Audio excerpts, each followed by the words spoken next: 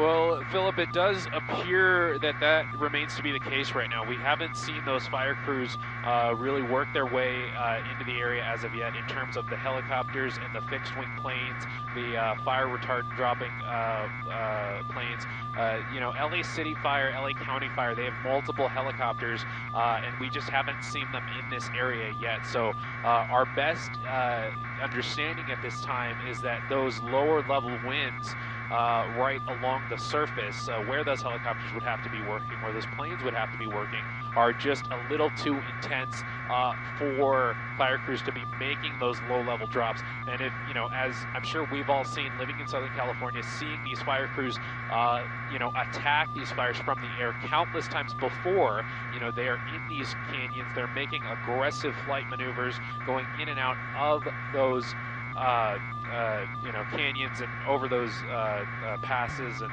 whatnot. So, we see how aggressively they have to fly. So it is understandable that in the case of extreme winds, that they would be unable to fly at that level at this particular point in time. Although, we've been monitoring the forecast.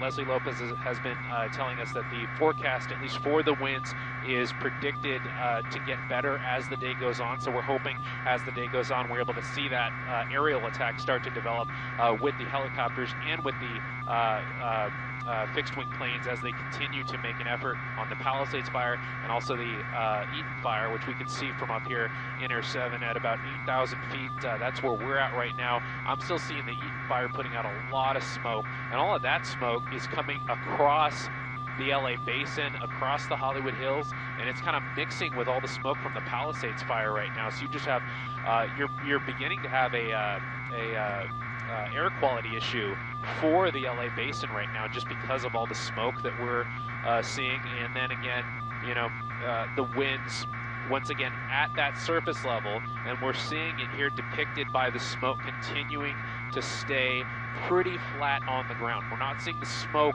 hit those high levels that we've seen in past fires, where it starts to mix with the moisture in the air and create those giant clouds that we sometimes see on massive wildfires. We're not seeing that in this case because the smoke is staying flat on the ground because of those winds, like we've been seeing right there at the surface. It's not quite affecting us or deterring us at 8,000 feet, but it does appear to still be an issue at those lower levels. And we're just continuing to take in the sites here.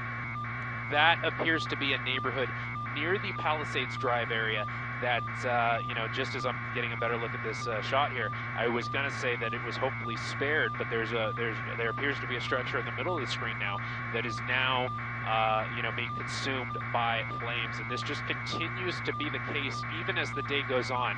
This is not a situation that is, we're not seeing a dramatic improvement in conditions right now. We're hopeful that that begins to become the case as we go through the noon hour and into the afternoon hours. But, this is going to be a firefight that continues for the next few days now, Philip.